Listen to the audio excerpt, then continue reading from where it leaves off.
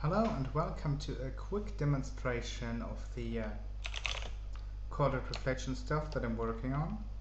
Let me show you really quick how this stuff looks. So the runtime, source, core, reflect. This is like the package file. I do not like the package file at all, so that's why I just call it the same. I could make it a package D, but for now I like to have control about when I do the full import and when I don't. So there's that, and see there's a little visitor class in here, and if we go to like reflect node, then we can see there is a class node that has the abstract accept method for the visitor, and C1 file that's references dscope. Dscope only contains one function, and I enter class scope, which has an internal pointer that tells the compiler which scope you just captured, but that's not important, it just works the way it should work. We have an expression file that contains expressions. That doesn't seem right.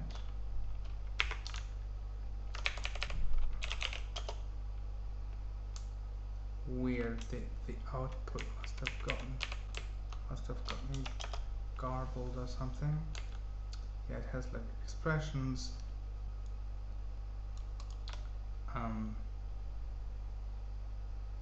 Variable expressions, has literals, integer, string little literals, and we will be able to see that shortly. So let's go and make a file, test reflect,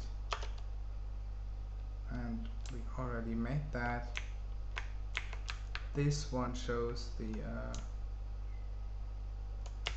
the function declaration of main, which is not the thing I want to show right now, so let me show you something else. Let me give you a string var equals hello world, and then the node becomes node from name var, and we will see what var is if we compile this. There we go. This node to string impl object is just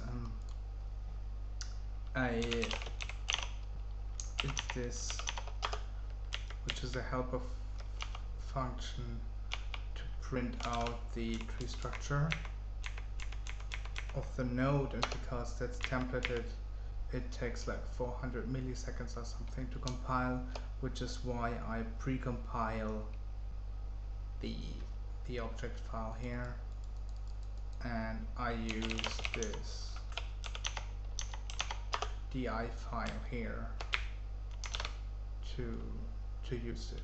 Okay, now let's run the test reflect, and it outputs the string representation of the tree that we got back, which is a variable declaration. Name is var, attributes is null, linkage is d,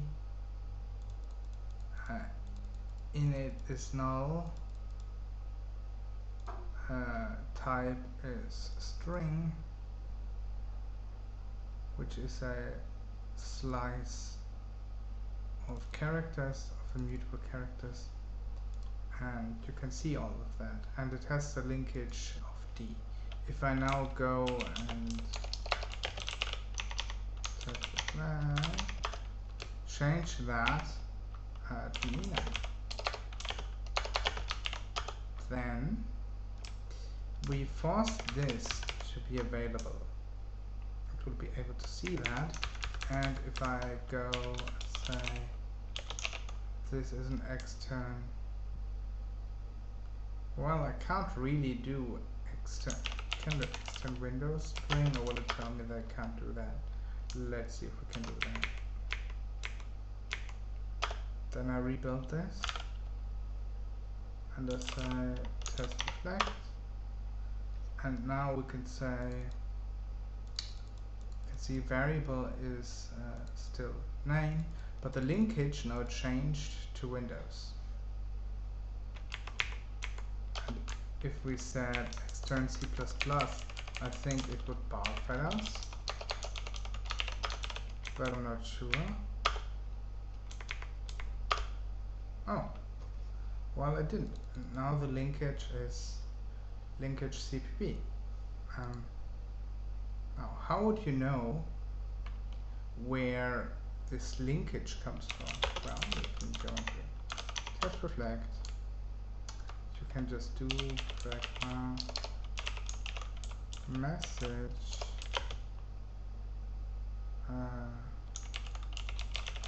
linkage leaf, and then it does not give you the flags parent linkage, and now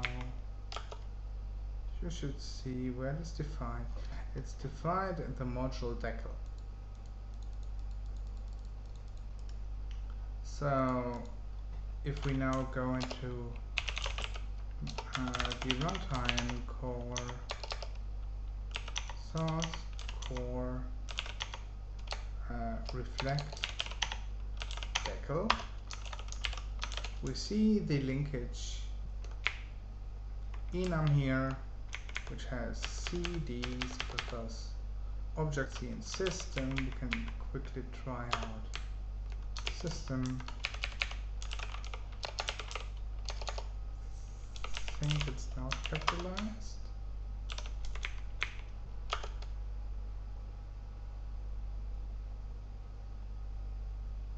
It is capitalized, okay.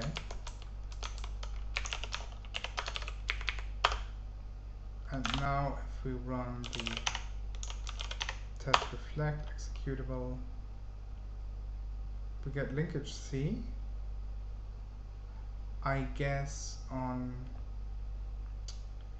Linux, linkage system is linkage C, and on Windows it's linkage Windows.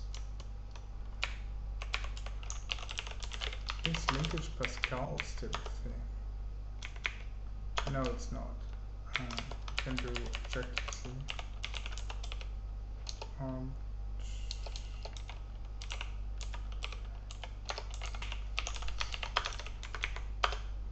And then we should see that, yes. And we now see linkage Objective-C. I am not quite sure why the init value isn't populated. I believe it should have been.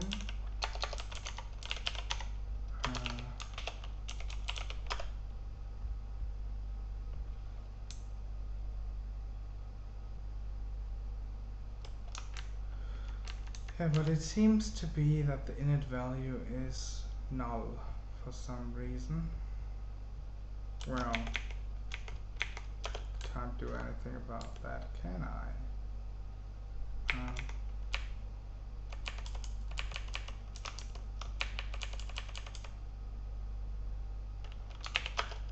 Same happen when I do it like this.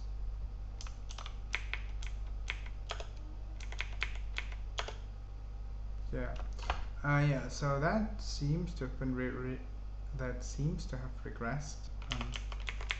Let me quickly show you what else we can do. We can do void func takes nothing, has a body, and we can now ask what's func. And we recompile, run test reflect, and it says func function declaration, it has the return type void and no parameters in the type, and of course because it has no parameter types, it also has no parameters by itself, and right now we do not print what the body is. Yeah, so that is all I wanted to show. So have fun with that stuff. Maybe I'll show you one more thing. Let's make something that, let's make a function that takes a pointer to itself. So let's give this thing a parameter. Let's say the parameter is type of func star fn.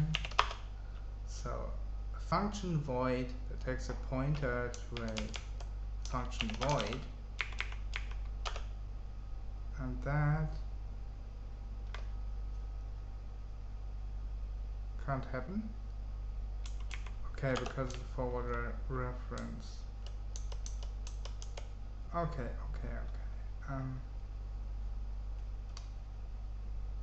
Right.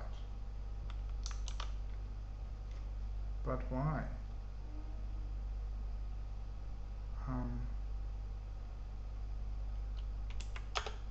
Whatever. Let me just quickly check if that has something to do with doing the reflection, or if that generally happens.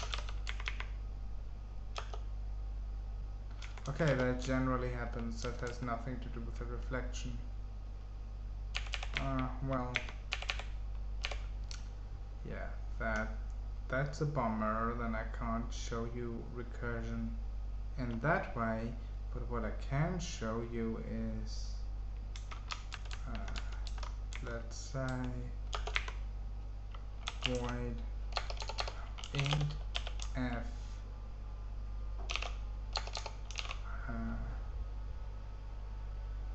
takes a pointer to func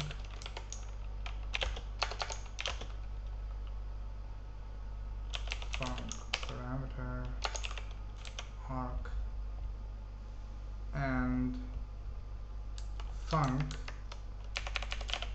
can take a pointer to f. Right, that should be allowed. And now we should be able to see something interesting, or not.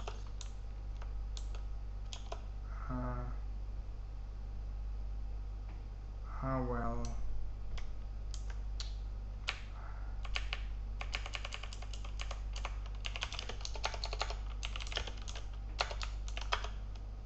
who cares?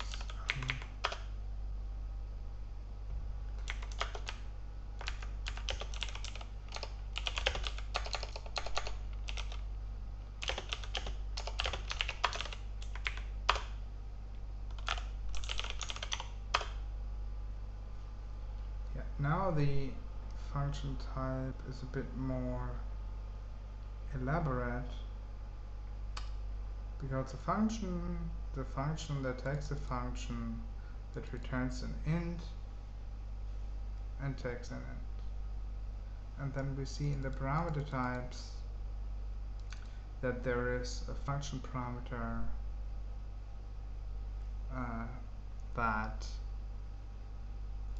is of type pointer, and it is a pointer to what it points to is the next of field. A function that returns an int and takes an int. And anytime we write out the full description of a type, The next time we write that, um, we just write a type reference to that, because that allows us to work with recursive data structures, which I can't show you right now because I haven't implemented struct reflection yet, but you can see that it can happen to you that you refer to the type of a thing multiple times, and in that case you would want that to work properly. Okay, that concludes my demonstration, and let's hope I didn't go over time.